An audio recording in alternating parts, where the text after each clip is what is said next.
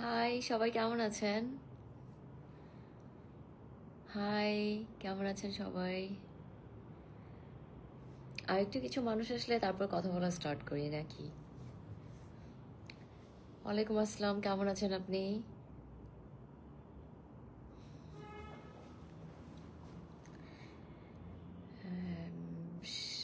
S K শিলা আক্তার, আমি আপনাকে অনেক ভোট করেছি। থ্যাংক ইউ আপু। আমি জানি আপনারা সবাই মিলে আমাকে অনেক ভোট করেছেন, না হলে বাংলাদেশের জন্য এত বড় রেকর্ড হতো না। আপনারা কিন্তু দেখাই দিচ্ছেন যে আমরা সবাই মিলে চাইলে কি করতে পারি। আপু কেমন আছেন আপনি? কামরান খান লিখেছেন, আমি খুব ভালো আছি। আপনি কেমন আছেন?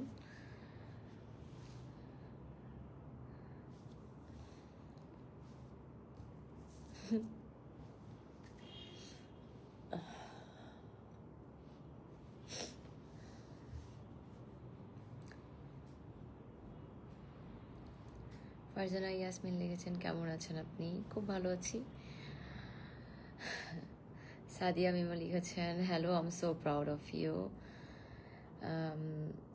আরিশ নাইম লিখেছেন, we are proud of you, thank you so much. এটা আমার জন্য অনেক বড় পাওয়া।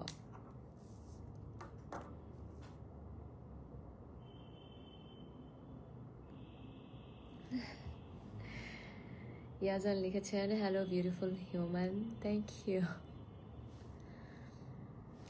আজকে মেনলি আসছি আপনাদের সাথে কথা বলতে। আমি লাস্ট 2-3 দিন ঠিক করে আসতে পারিনি। অনেক কিছু আসলে হয়ে গেছে, অনেক কিছু একসাথে। সেটার জন্য রেডি ছিলাম না যে কীভাবে কথা বলবো বা কোত্থেকে শুরু করবো। টায়ার্ডও ছিলাম, কিছুদিন ঘুমানো লাগছে। আমি 2-3 দিন ঘুমাইছি অনেক। সো এখন আপনি বলেন, how are you? I look tired, you look tired, I am tired. So যদি টায়ার্ড হই তো সেটা তো দেখাই যাবে। I am tired.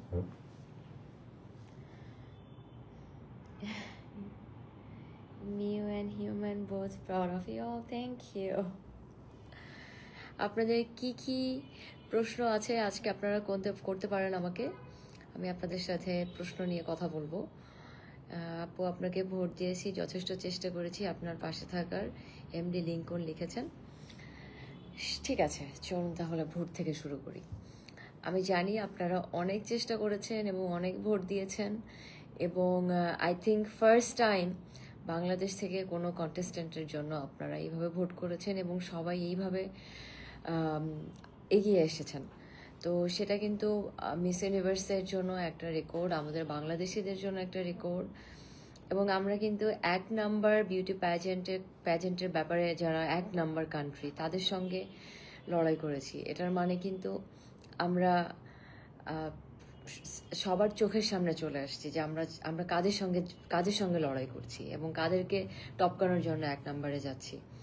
এবং আমরা কিন্তু ঠিকই ছিলাম এবং সুস্থভাবেই যাচ্ছিলাম। বাট সব কিছু আমাদের হাতে না, আপনারা অনেক কিছুই দেখেছেন। সো আপনারা যতই ভোট করতেন না কেন, সেটা আসলে কি হতো আপনারা নিশ্চয়ই সেটা বুঝতে পেরেছিলেন। সো এটার জন্য আমি পরের দিকে আর কিছু বলিনি। বাট যেটা হয়েছে, মিস ইউনিভার্স এবং অন্যান্য দেশের যেসব লোক আছে এবং বিউটি প্যাজেন্ট যারা ফলো করে, তাদের কাছে কিন্তু আই অ্যাম দ্য উইনার, এবং আমার কাছে মনে হয় আপনাদের কাছেও আই অ্যাম দ্য উইনার। তো তারা কিন্তু বলেছে যে পিপল চয়েসে I am the first one. এবং তোমার দেশের মানুষ এত সাপোর্টিভ, তোমার দেশের মানুষ কিভাবে বিউটি প্যাজেন্টকে সাপোর্ট করছে এবং তোমাকে সাপোর্ট করছে, এটা কিন্তু আপনারা যদি না করতেন তাহলে কিন্তু এটা হতো না। আমি মেবি মিস ইউনিভার্সে অ্যাওয়ার্ড পাই নাই, কিন্তু মানুষের কাছে কিন্তু আমি অ্যাওয়ার্ড পেয়ে গিয়েছি এবং আপনারা পেয়ে গিয়েছেন, বাংলাদেশ পেয়ে গিয়েছে। সো এখানে আমার আসলে অনেক বড় পাওয়া হয়ে গেছে, আপনাদেরও অনেক বড় পাওয়া হয়ে গেছে। আমার কাছে মনে হয় না এখানে আর কোনো কিছুর দরকার আছে। আমাদের যেটা দরকার ছিল, পিপল চয়েসে ভোট যেটা পাওয়ার দরকার ছিল, আমরা সেটা পেয়ে গেছি। মানুষের ভালোবাসা পেয়েছি, লাখ লাখ মানুষের ভালোবাসা আমাকে দিছে, আপনারা দিছেন আমাকে। বাংলাদেশের নাম সব জায়গায় গিয়েছে। তো আই থিঙ্ক এটাই আসলে রিয়েল পিপল চয়েস, এবং সেটা আমরা পেয়ে গিয়েছি। এখন একটু কিছু প্রশ্ন পড়ি। ফজলে রাব্বি লিখেছেন, আপু আপনাকে ভোট করেছি কিন্তু অনেক কষ্ট পেয়েছি, উইন হতে পারেননি।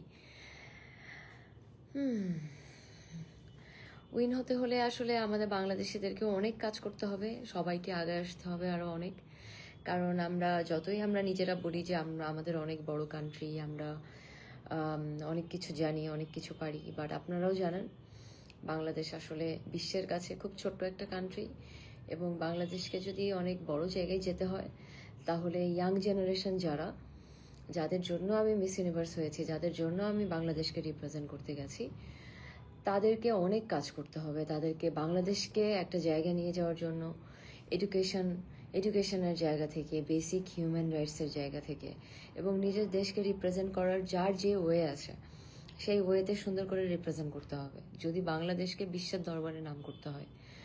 সো আমি একা হলে হবে না, সবাইকে আগে আসতে হবে, স্পেশালি ইয়াং জেনারেশনস যারা আছেন। কারণ আপনাদের হাতেই দেশ, আপনারা চাইলে অনেক কিছু চেঞ্জ করতে পারেন এবং আপনাদেরকেই চেঞ্জ করতে হবে। এবং এটা আমি বুঝতে পারছি এইবার মিস ইউনিভার্সে গিয়ে। আমি কিন্তু আমার বেস্ট দিয়েছি, আমি আমার বেস্ট পারফরমেন্স করেছি। এবং আমি ওইখানে যতদিন ছিলাম 21 দিন, ওই 21 দিন কিন্তু আমার কোনো পার্সোনাল লাইফ ছিল না। আমি খাওয়া কি, ঘুম কি, আমার ফ্যামিলি কি, কোনো কিছু কি, আমি কোনো কিছু দেখিনি ওই মুহূর্তে। আমার একটা ওয়ার্ডই আমার মাথায় ছিল, মিস ইউনিভার্স অ্যান্ড বাংলাদেশকে কিভাবে জিতাবো, মিস ইউনিভার্সকে কিভাবে জিতাবো। যেটার জন্য আমি কিন্তু পিপল চয়েসে না জিতলেও আমি কিন্তু নর্মালি টপ 30-তে চলে গেছি আমার পারফরমেন্সের উপরে।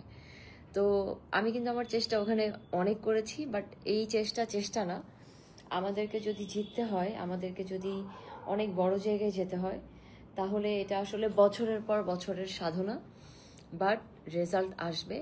বিকজ অন্যান্য দেশ, যারা আমরা বড় বড় দেশ দেখছি লাইক থাইল্যান্ড, ফিলিপিন্স, ইন্ডিয়া, এবং আশেপাশের যে এশিয়ান কান্ট্রিগুলি আছে এবং ল্যাটিন কান্ট্রি যেগুলি আছে, ভেনেজুয়েলা, কলম্বিয়া, পোর্তোরিকো, বা যেসব বড় বড় কান্ট্রি আছে লাইক ইউএস, ইউরোপ, যেসব বড় বড় কান্ট্রিতে উইনার হয়েছে, স্যাশ কান্ট্রি যেগুলিকে বলে, সেই প্রত্যেকটা স্যাশ কান্ট্রি কিন্তু ওদের দেশের অনেক বছর ধরে কম্পিটিশন করেছে, অনেক বছর ধরে। Like 74th year of miss universe এইবার আমি জয়েন করলাম। তো এই যে এক একটা দেশ, থাইল্যান্ড, ফিলিপিন্স, ইন্দোনেশিয়া, এরা কিন্তু লাইক 50-60 বছর ধরে ধরে এক একজন কম্পিটিশন করছে। 50-60 বছরে হয়তো বা এক একটা দেশে একজন, দুজন, ম্যাক্সিমাম 3জন করে উইনার হয়েছে 50-60 বছরে। তো সেখানে আমরা মাত্র 3 বছর হলো শুরু করেছি। আমি 3 নাম্বার কন্টেস্ট্যান্ট ছিলাম বাংলাদেশ থেকে। সেই 3 নাম্বার কন্টেস্ট্যান্ট হয়েও আমি যে বাংলাদেশের জন্য রেজাল্ট নিয়ে আসছি এবং আপনারা যেভাবে সাপোর্ট দেখিয়েছেন, এটাতে আমি অনেক খুশি। এবং আমি মনে করি এটা বাংলাদেশের জন্য একটা অনেক বড় অনার মিস ইউনিভার্স থেকে। এবং এখানে আসলে একজন মানুষের পারফরমেন্সের উপরেই সবকিছু ডিপেন্ড করে না, এটা আসলে সময়ের ব্যাপার, ডিসিপ্লিনের ব্যাপার। তারপর আপনাকে এখানে অনেক কিছু ইনভেস্টমেন্ট করতে হবে। একটা কান্ট্রির সাথে মিস ইউনিভার্সের রিলেশনশিপ হতে হবে, বিজনেস রিলেশনশিপ হতে পারে, গভর্নমেন্টের সঙ্গে রিলেশনশিপ হতে পারে, অনেক ধরনের রিলেশনশিপ লাগে। সো দ্যাট যেন ওরা বাংলাদেশকে উইনার করলেও যেন দেখতে পারে যে ওদের এখানে ওরা বেনিফিটেড হয়। বাংলাদেশ থেকে কেউ উইনার হলে ওদের এখানে যেন অনেক ফ্যান্স থাকে, ওদের বিজনেস ওয়াইজ অনেক ডেভেলপমেন্ট হয়, অনেক কিছু আছে এখানে। বিউটি প্যাজেন্ট মানে কিন্তু অনেক কিছু, শুধু একটা দেশকে জাস্ট ক্রাউন দিয়ে দিল, দেশের একজন কন্টেস্টেন্টকে উইনার করে দিল। This is not how it's work. আমি তো ওখানে ছিলাম, আমি পুরো জিনিসটা দেখেছি। সো সেটার জন্য আমি বলছি, আমি পারিনি সেটা বিষয় না, বাট আমি না পেরেও অনেক কিছু পেরেছি। বাট আমাদেরকে অনেক কাজ করতে হবে, সবাইকে অনেক আগে আসতে হবে। সবাই আগে আসলে পরের যে কন্টেস্টেন্ট যাবে সেই কন্টেস্টেন্ট যেন বিজয়ী হতে পারে। আজকে না হোক 2 বছর পরে হবে, 2 বছর পরে না হয় 5 বছর পরে হবে, বাট হবে কিন্তু। এবং আমার কাছে মনে হয় this is a great opportunity for us, specially country like Bangladesh. এমন দেশের জন্য, এক্সপোজারের জন্য, ইন্টারন্যাশনাল এক্সপোজারের জন্য আমাদেরকে আগে আসতে হবে এবং পরের কন্টেস্টেন্টদেরকে কিন্তু হেল্প করতে হবে।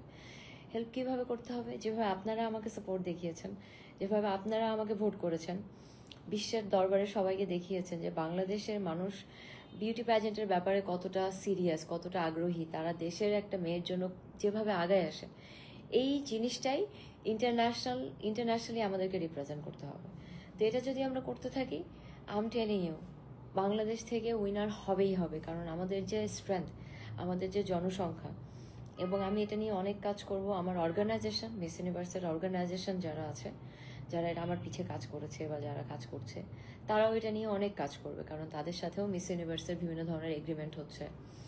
লাইক আমরা স্কিন কেয়ার প্রোডাক্টটা লঞ্চ করব, তারপর অনেক কিছু, অনেক ধরনের এগ্রিমেন্ট হচ্ছে, যেটা যেটা অন্যান্য দেশের সাথে মিস ইউনিভার্স অলরেডি ইনভলভ। তো তারা কিন্তু অনেক কিছুতে আগায় আছে, যেহেতু আমরা এবার সিরিয়াসলি গেছি। তো এইবার আমরা দেখতেছি যে আসলে কিভাবে বাংলাদেশকে আগায় নেওয়া যায়, কি করলে বাংলাদেশের জন্য একটু ভালো হয়। তো সেটা নিয়ে কিন্তু আমরা সবাই কাজ করছি, এবং আমি বলবো যে আপনারা হতাশ হবেন না। আমি আমার যথেষ্ট চেষ্টা করেছি, আপনারাও অনেক চেষ্টা করেছেন, এবং বাংলাদেশের জন্য আমরা সবাই মিলে চেষ্টা করেছি, এবং বাংলাদেশকে ইন্টারন্যাশনালি আমরা একটা বড় জায়গায় জায়গা করে দিয়েছি। এটা এটা কেউ অস্বীকার করতে পারবেন না, আপনারা নিজেরাও দেখেছেন। সো এটাই কিন্তু আমাদের আসলে বড় পাওয়া। সো এটা যে করতে পেরেছি, যেটা অনেক বছর ধরেই অনেক দেশ করতে পারেনি, বাট সেটা আমরা এবার 3 বছরের মাথায় করে দেখিয়েছি। আমার কাছে মনে হয় এটাই আমাদের জন্য বিজয়। আর এটাই আমার কাছে মনে হলো আপনাদের সাথে শেয়ার করি। আর আপু, আপনার বিকিনি পরা মুহূর্তটা সেই ছিল। হ্যাঁ, বিকিনি নিয়ে আমি অনেক ধরনের অনেক কিছু দেখলাম। তাদের উদ্দেশ্যে বলতে চাই, এটা একটা আসলে প্রোগ্রাম, যে প্রোগ্রামে প্রথম থেকেই বলা আছে যে এখানে evening gown competition, close door interview, এবং বিকিনি রাউন্ড, এবং ন্যাশনাল কস্টিউম, এই 4টার উপরে মার্কিং হয়। তো আমার যদি কোনো কিছু পড়তে ইচ্ছা না করে, আমার ওখানে যাওয়ার দরকার নেই। কিন্তু ওখানে যেহেতু ওরা বলাই আছে যে এগুলোর উপর মার্কিং হয়, তো ওখানে গিয়ে আমি বলতে পারি না যে না আমি পড়বো না বা আমি এটা করবো না। আর আমার কাছে মনে হয় maybe I am not perfect, but I am not a hypocrite, যে আমি ওখানে গিয়ে বলবো যে না আমি পড়বো না, আমি করবো না, আমি এটা না, আমি ওটা না, সেটা না। কারণ আমি চাই না আমার বাংলাদেশকে এভাবে রিপ্রেজেন্ট করতে। আর I am not the first person যে বাংলাদেশে প্রথম বিকিনি পরছে, বা বাংলাদেশে আর কেউ বিকিনি পরে না, বা 5 বছর পরে পরবে না, বা 1 বছর পরে পরবে না, পরবে। আমার কাছে মনে হয় বিকিনি পরাটা আসলে একজন মানুষের পার্সোনাল চয়েস। একটা মেয়ে যদি কনফিডেন্ট ফিল করে, একটা মেয়ে যদি তার বডি নিয়ে শিওর থাকে, একটা মেয়ে যদি মনে করে যে হ্যাঁ সে বিকিনি পরতে স্বাচ্ছন্দ্য ফিল করে, আমার কাছে মনে হয় এটা পরলে কোনো অসুবিধা নেই। আর পোশাক দিয়ে আপনি একটা মানুষকে কেন বিচার করবেন? যেখানে 121টা দেশের মেয়ে এসে বিকিনি পরছে এবং তাদের কোনো প্রবলেম নেই, আমাদের কেন প্রবলেম থাকবে? মানে আমরা কেন নিজেদেরকে এইভাবে ঘরের মধ্যে আটকে রাখবো? আমি তো মনে করি না এইভাবে ঘরের মধ্যে আটকে রাখার কোনো দরকার আছে। আর স্পেশালি ইয়াং জেনারেশনস, আপনি তো ওদেরকে আরও আটকে রাখতে পারবেন না। ওরা তো অনেক অনেক স্বাধীন চেতা। ওদের কিন্তু যেটা ইচ্ছা করবে ওরাই ওটা করবে, কারণ ওরা অনেক কিছু বুঝে, ওরা বিশ্বকে দেখে, এবং ওরা ওদের চোখে দেখে। ওদের যেটা ভালো লাগবে ওরা সেটাই করবে। এবং আমি মনে করি না যে একজন মানুষ যেভাবে বাঁচতে চায়, যেভাবে থাকতে চায়, সেই তার বাঁচাতে, তার লাইফস্টাইলে কারোর এসে বাধা দেওয়া উচিত। মেক্সিকোর মেয়েকে যেভাবে সম্মান দিয়েছো, এটা আমাদের অনেক ভালো লাগছে। এমডি আরিফ লিখেছেন। আমি কেন সম্মান দিব না বলেন? আমরা এখনো কোথায় আছি? এখন এইসব বড় বড় কান্ট্রিটা কোথায় চলে গেছে? আর আমি মনে করি everything happen for a reason. আমি ওখানে ছিলাম, আমি অনেক কিছু দেখেছি, সেগুলি নিয়ে আমি আসলে পাবলিকলি কথা বলতে পারবো না, কারণ আমি নিজেও যেহেতু একজন মিস ইউনিভার্সের কন্টেস্ট্যান্ট। সো অনেক কিছু নিয়ে কথা বলাটা আমার ইললিগাল হবে, সো সেটা আমি বলতে পারবো না। সো বাট একটা কথা বলতে পারি, she is a wonderful person, এবং আমার কাছে মনে হয় যেহেতু শি ইজ আওয়ার কুইন, যেহেতু মিস ইউনিভার্স অর্গানাইজেশন থেকে তাকে সিলেক্ট করেছে, এবং মিস ইউনিভার্স অর্গানাইজেশন সিলেক্ট যেহেতু করেছে, আমি কিন্তু তার বাইরে কিছু বলতে পারি না। তার বাইরে বলা মানে মিস ইউনিভার্স অর্গানাইজেশনের সাথে, মিস ইউনিভার্স অর্গানাইজেশনকে রেসপেক্ট না করে ওদের বাইরে গিয়ে আমি কথা বলছি। কারণ ওদের সিলেকশনকে যদি আমি অ্যাকসেপ্ট না করি, তার মানে আমি মিস ইউনিভার্সকে অ্যাকসেপ্ট করছি না। সো এটা তো আমি করতে পারবো না। আর she is our queen and I respect her and she respect me too. And আমার কাছে মনে হয় যে কাউকে অসম্মান করে কেউ কখনো বড় হয় না। এবং আমরা বাংলাদেশিরা, আমাদের একটা কালচার আছে, আমাদের একটা ফ্যামিলি ভ্যালুজ আছে, যেটা আমরা ফ্যামিলি থেকে শিখেছি, যেটা আমরা কালচার ওয়াইজ শিখেছি, যে কেউ সবে বড়দেরকে সম্মান করা, একজন আরেকজনকে সম্মান করা এবং কাউকে ছোট না করা, কারোর সঙ্গে বাজে ব্যবহার না করা, এই জিনিসগুলি আমরা ফ্যামিলি থেকে শিখেছি এবং আমিও শিখেছি। এবং আমার কাছে মনে হয় এটাতে এটা একটা ভীষণ বড় একটা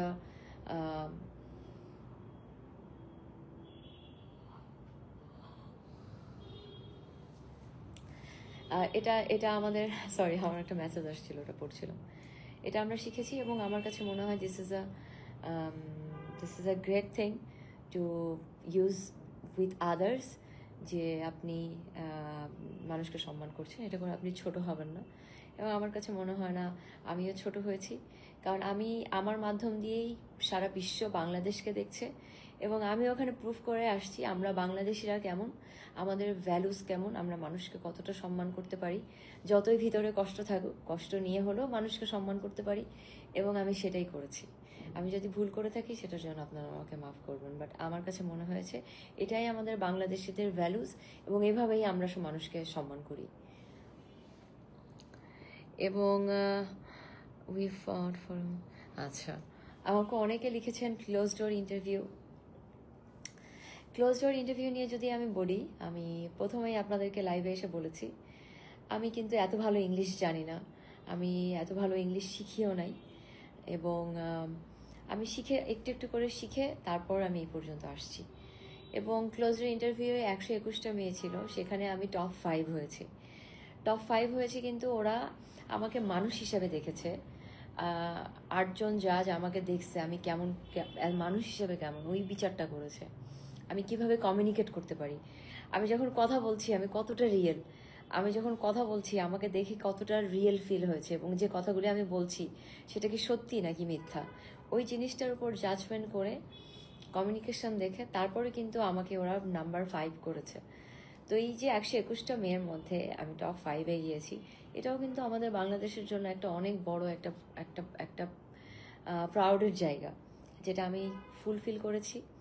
এবং আমি কিন্তু জানতাম যে আমি পারফেক্ট না, তারপরেও আমি কিন্তু ইংলিশেই কথা বলেছি, তাদের সাথে কমিউনিকেট করেছি, এবং আমি চেষ্টা করেছি আমার পুরো 100% দিয়ে যেটাতে ওরা যেন কানেক্ট করে। আর রাফসান লিখেছেন, we are extremely proud of you, we fought for you, but this all about fate. Now we go for Miss World. না, আমার এই মুহূর্তে আসলে কোনো বিউটি প্যাজেন্টে যাবার ওরকম কোনো প্ল্যান নাই।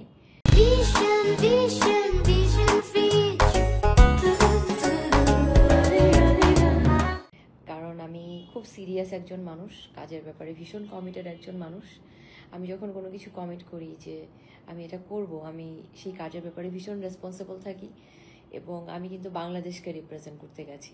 I think this is a big thing for me, and বাংলাদেশকে যেহেতু আমি রিপ্রেজেন্ট করতে গেছি, আমার কিন্তু কোনো জায়গায় আমি গ্যাপ দেই নেই। আমি চেষ্টা করেছি কোনো জায়গা থেকে যেন বাংলাদেশ ছোট না হয়, আপনারা নিশ্চয়ই সেটা দেখতে পেরেছেন।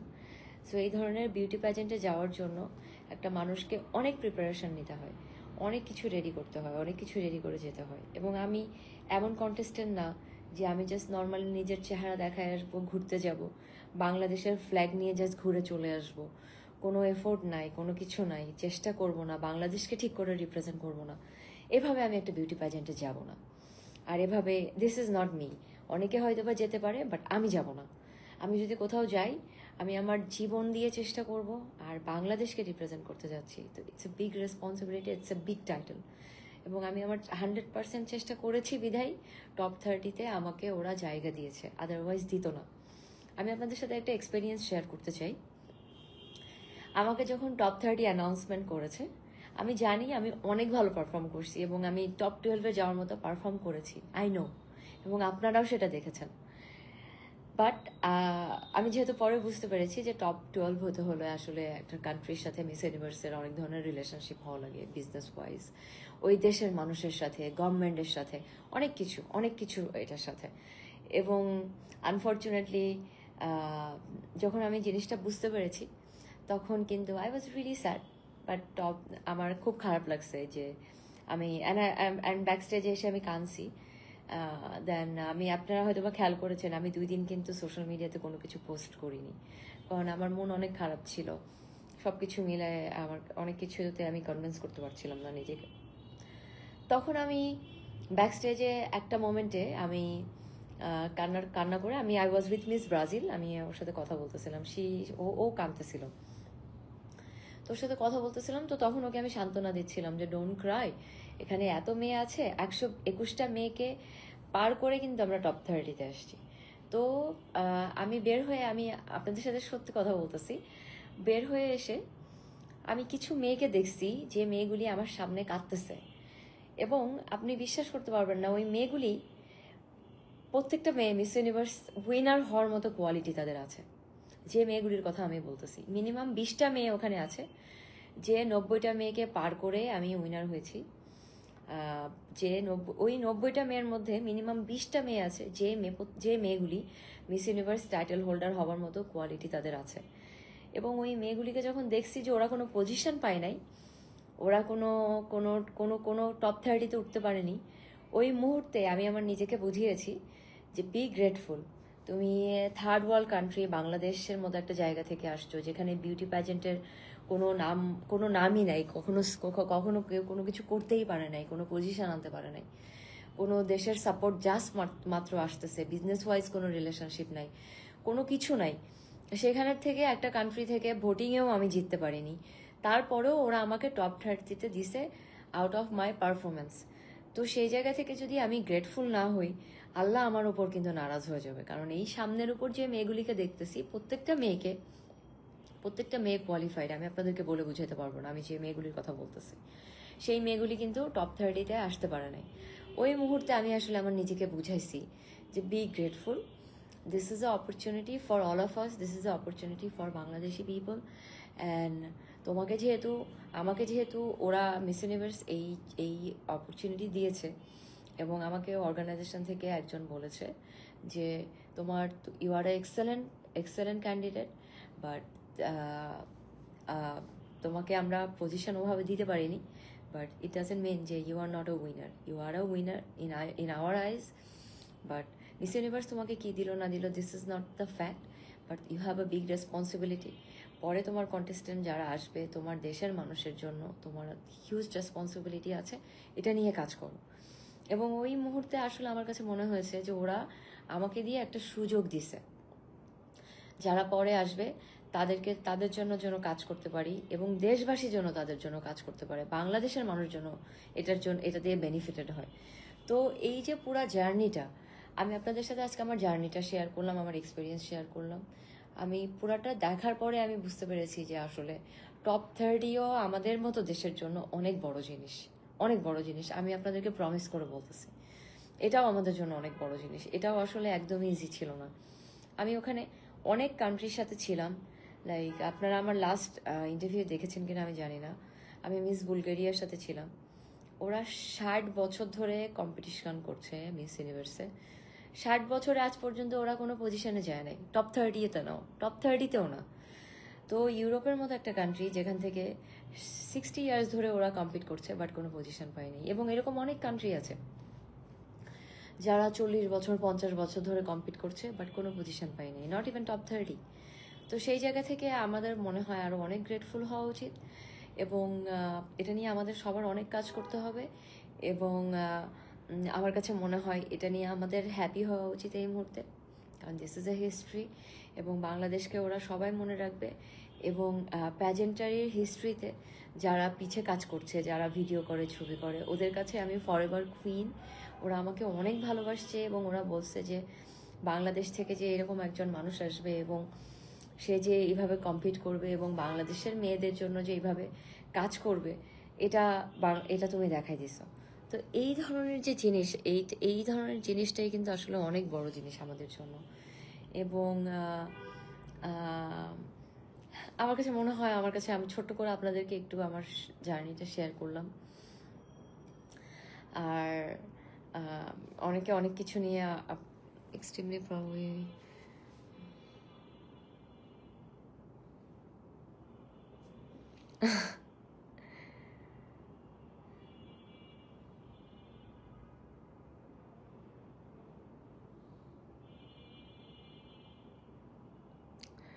অনেকে আমাকে অনেক ধরনের কমেন্ট করছেন বিকিনি নিয়ে। আমি আপনাদেরকে অনেস্টলি একটা কথা বলি, আমার আপনাদের কমেন্টে কোনো কিছু আসে যায় না। কারণ ওখানে গিয়ে আমার যেটা করা লাগছে, বাংলাদেশকে যেন ওরা ছোট চোখে না দেখে, বাংলাদেশের একজন কন্টেস্টেন্টকে নিয়ে যেন ওরা জাজ না করে যে এখানে এসে ধর্ম দেখাচ্ছে, এখানে এসে অন্য অন্য মেয়েদেরকে নিয়ে ডিসক্রিমিনেট করছে এবং বাংলাদেশের মানুষ কনজারভেটিভ, এই ধরনের কমেন্ট আমি চাই নাই যে বাংলাদেশকে নিয়ে ওরা চিন্তা করুক। এই জন্য আমার যেটা করতে হয়েছে আমার দেশের মানুষের জন্য, আমি সেটা করেছি। এবং আপনারা সেটা নিয়ে আমাকে যে কোনো কিছু বলতে পারেন, বাট ওই মুহূর্তে আমার কাছে যেটা মনে হয়েছে আমি সেটাই করেছি। আমাকে একজন লিখেছেন, সিদ্দিকা জলি আপু, তুমি যেটা জিতে আসছো এটাই ক্রাউনের থেকে দামি। থ্যাংক ইউ আপু ফর দ্য আন্ডারস্ট্যান্ডিং। আমি সত্যিই বলছি, আমি যেটা করে এসেছি এটাই বাংলাদেশের জন্য অনেক বড় পাওয়া। কারণ আমরা বাংলাদেশকে নিয়ে অনেক কাজ করতে হবে। আমি জানি না আমি কিভাবে আরও কতভাবে বাংলাদেশের জন্য কাজ করতে পারবো, বাট আমি করবো আরও অনেক কাজ। আমাদের দেশকে আরও অনেক দূরে নিয়ে যেতে হবে, অনেক কাজ করতে হবে আমাদের সবাইকে।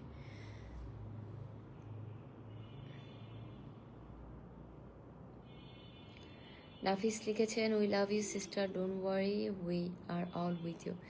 Thank you Nafis, thank you so much.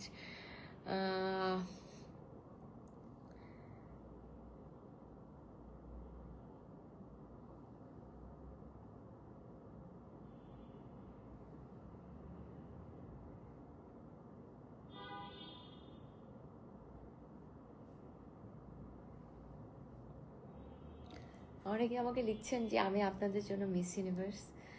এটাই আমার সব থেকে বড় পাওয়া। আমার দেশকে আমি সম্মানের সাথে বিশ্বের দরবারে তুলে ধরেছি এবং আমাকে দিয়ে ওরা জাজ করেছে যে বাংলাদেশের মানুষ কেমন হয়, বাংলাদেশ থেকেও একজন ভালো কন্টেস্টেন্ট আসতে পারে। সেই জায়গাটা আমি ফুলফিল করেছি আমার 100% চেষ্টা দিয়ে, এবং আমার কাছে মনে হয় এটাই আমার জন্য বড় পাওয়া। আমি এখন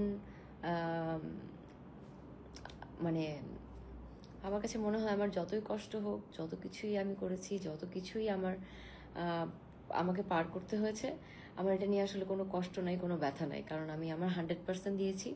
আর যে মানুষ তার 100% দেয় তার কোনো রিগ্রেট থাকে না। সো আমার কোনো রিগ্রেট নেই।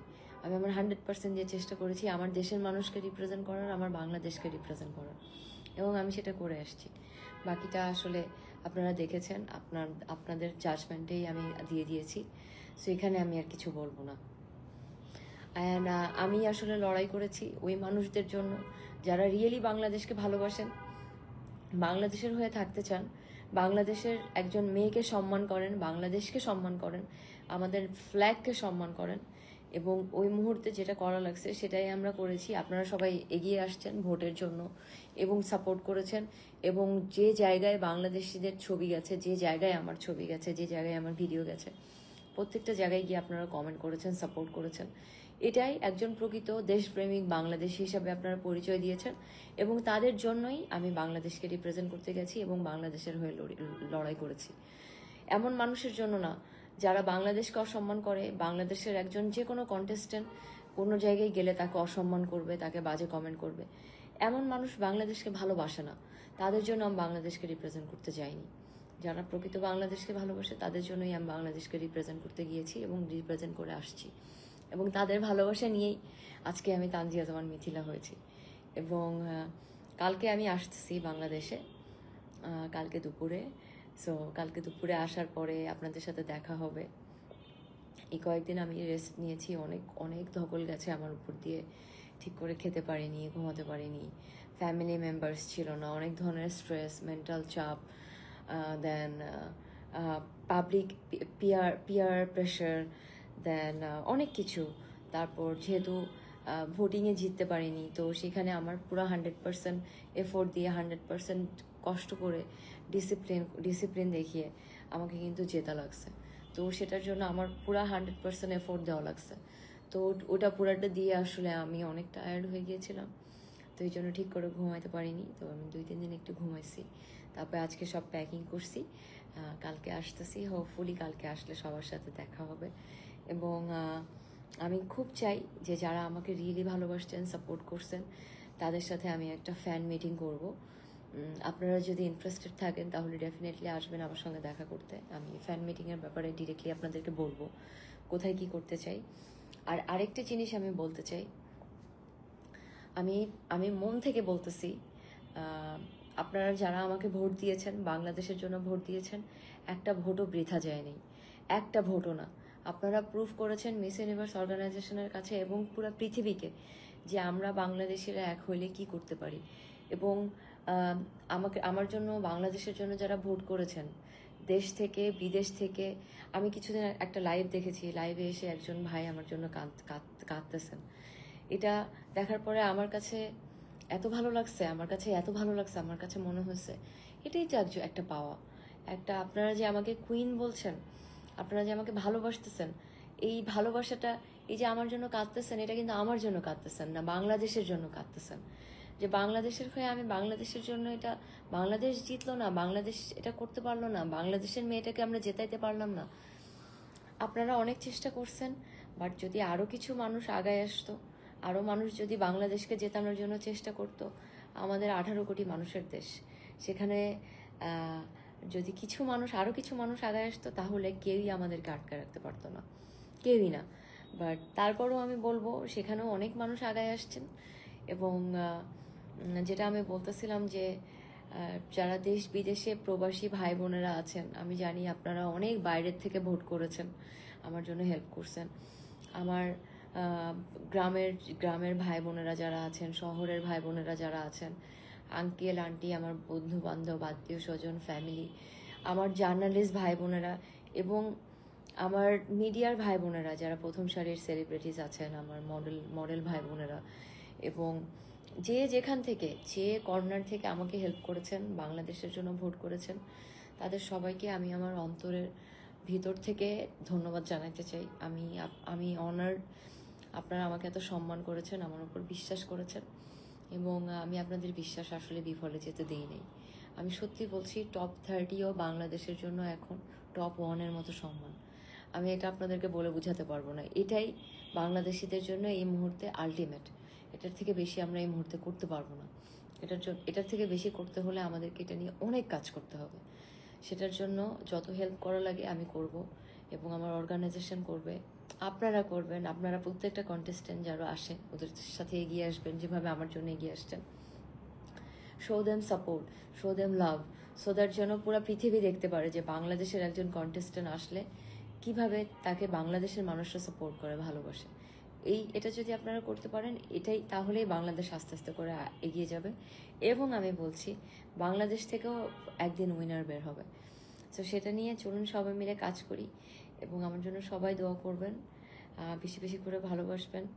আমি সত্যি মন থেকে বলতেছি, আমি অনেক চেষ্টা করছি, অনেক অনেক অনেক চেষ্টা করছি, আর এর থেকে বেশি আমি চেষ্টা করতে পারতাম না। আমি অনেক চেষ্টা করছি, আমি আপনাদেরকে প্রমিস করে বললাম, আমি আমার কোনো চেষ্টার কোনো কমতি রাখি নাই। আমি আমার জান দিয়ে 100% চেষ্টা করছি আমার দেশের মানুষের জন্য, আপনাদের জন্য। এটাই আমার আলটিমেট ছিল, এবং এর থেকে বেশি মিস ইউনিভার্স এই মুহূর্তে বাংলাদেশকে দিত না। আমি এটা বুঝতে পারছি, যখন বুঝতে পারছি তখন আমি আর কিছু বলিনি। বাট তারপরেও আমি মনে করি বাংলাদেশ যে সারা জীবন এত ছোট থাকবে এটা না, বাংলাদেশে এক সময় বড় হবে, এবং বিশ্বের দরবারে বাংলাদেশের নামও আরো অনেকভাবে উজ্জ্বল হবে। সেটা নিয়েই আমার আলটিমেট কাজ করার ইচ্ছা, এবং সেটা নিয়েই আমরা সবাই মিলে কাজ করব।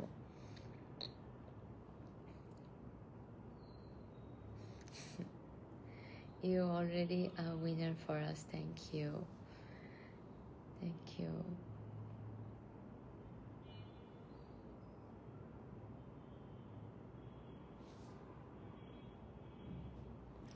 অনেকে আমাকে লিখছেন যে please participate miss grand international. এটা ওরাও আমাকে বলেছে আমি যেন জয়েন করি, আমি মিস গ্র্যান্ডে যেন জয়েন করি। বাট এগেন আমি বললাম, this is a big responsibility. Miss Grande গেলেও কিন্তু আমি বাংলাদেশের ফ্ল্যাগ নিয়ে যেতে হবে, এবং বাংলাদেশকে রিপ্রেজেন্ট করতে যেতে হবে। সো সেটার জন্য আমি আসলে এই কষ্টটা আবার নিতে পারবো কিনা, এটার জন্য আমাকে অনেক রেডি করতে হয়, মেন্টালি, ফিজিক্যালি, টেকনিক্যালি। তো সেটার জন্য যদি আমি রেডি হই, আমি যদি মনে করি যে হ্যাঁ আমি যাওয়ার জন্য যোগ্য, বাংলাদেশকে রিপ্রেজেন্ট করতে যাওয়ার জন্য যোগ্য, তাহলেই আমি যাব। ওখানে আমি ঘুরতে যাব না, বা এমনি বাংলাদেশকে রিপ্রেজেন্ট করতে যাব না। সো বাট আমি চিন্তা করে দেখব।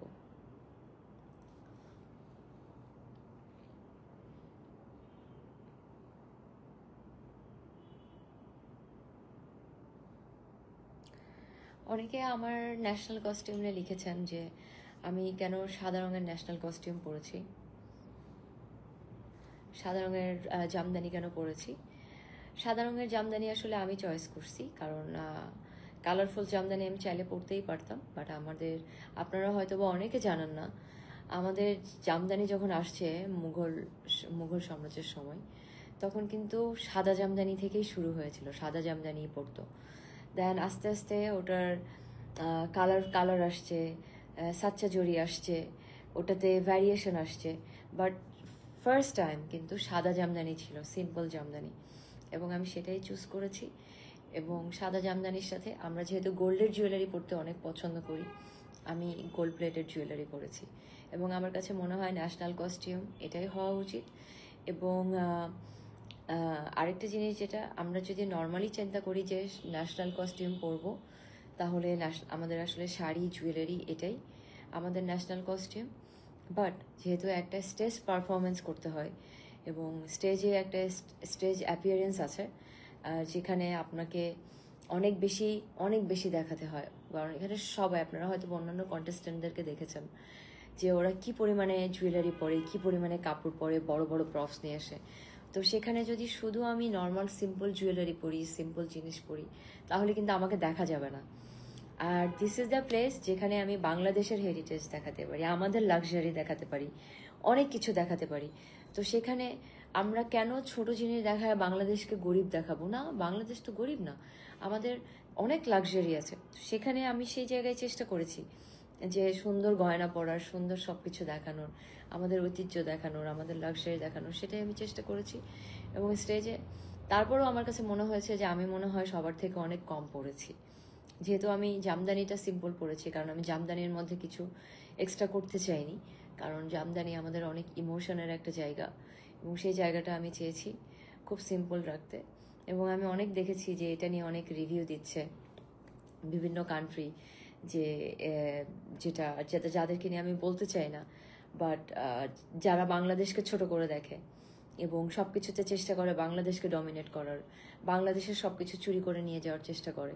তো তাদের সেই সব দেশের মানুষ নিয়ে আমি কথা বলতে চাই না, বাট তাদেরকেও আমরা এবার দেখিয়ে দিয়েছি যে বাংলাদেশ থেকেও একজন ভালো কন্টেস্টেন্ট যেতে পারে, এবং বাংলাদেশেও ভালো কন্টেস্টেন্ট আছে। এবং প্লিজ সবাই আমার জন্য দোয়া করবেন, সবাই বেশি বেশি করে ভালোবাসবেন, এবং কালকে আসলে সবার সাথে দেখা হবে, কথা হবে। আজকে আপাতত আমার যেতে হচ্ছে। আচ্ছা, কিছু কমেন্ট পড়ি।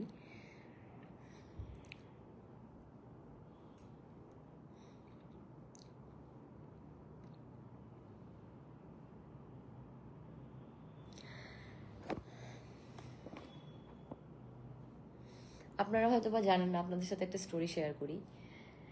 আমাকে যখন টপ 30 অ্যানাউন্সমেন্ট করেছে, তখন তখন আমার মোবাইলটা টেবিলের উপর ছিল। টেবিলের উপর মোবাইলটা রেখে আমি শো করতে গেছি। টেবিলের উপর আমার প্রত্যেকের এক একটা জায়গা আছে, ওই জায়গাটাতে সবার দেশের নাম লেখা আছে।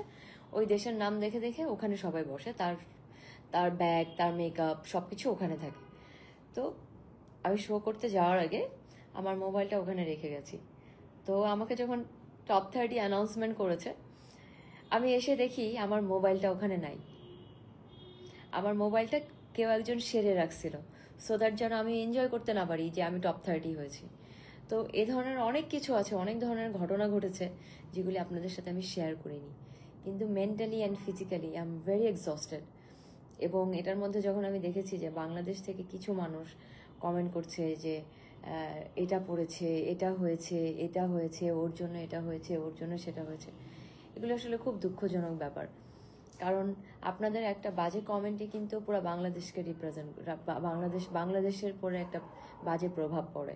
কারণ আপনাদের হয়ে যখন একজন মানুষ কন্টেস্টেন্ট একটা দেশকে রিপ্রেজেন্ট করতে যাচ্ছে, ওই মানুষটা কিন্তু তখন বাংলাদেশ, আপনাদের মেয়ে, আপনাদের ছেলে, তখন আপনারা ওই মানুষকে আর কোনোভাবে বাজে কথা বলতে পারবেন না, তার মানে আপনারা নিজেদেরকে গালি দিচ্ছেন। বাট এই জিনিসগুলো নেক্সট টাইম থেকে আর প্লিজ করবেন না, তখন ওই কন্টেস্টেন্টের মেন্টালি অনেক প্রবলেম হয়। So please don't do this again.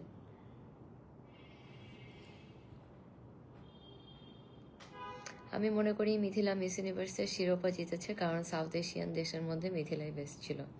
Mumtaz এহসান লিখেছেন। থ্যাংক ইউ আপু, থ্যাংক ইউ সো মাচ। আমি চেষ্টা করেছি এবং আমার কাছে মনে হয় হ্যাঁ, আমরা চোখে পড়েছি, আমরা বাংলাদেশিরা চোখে পড়েছি, আমি চোখে পড়েছি। তো আমার কাছে মনে হয় এটাই আমাদের জন্য অনেক বড় পাওয়া।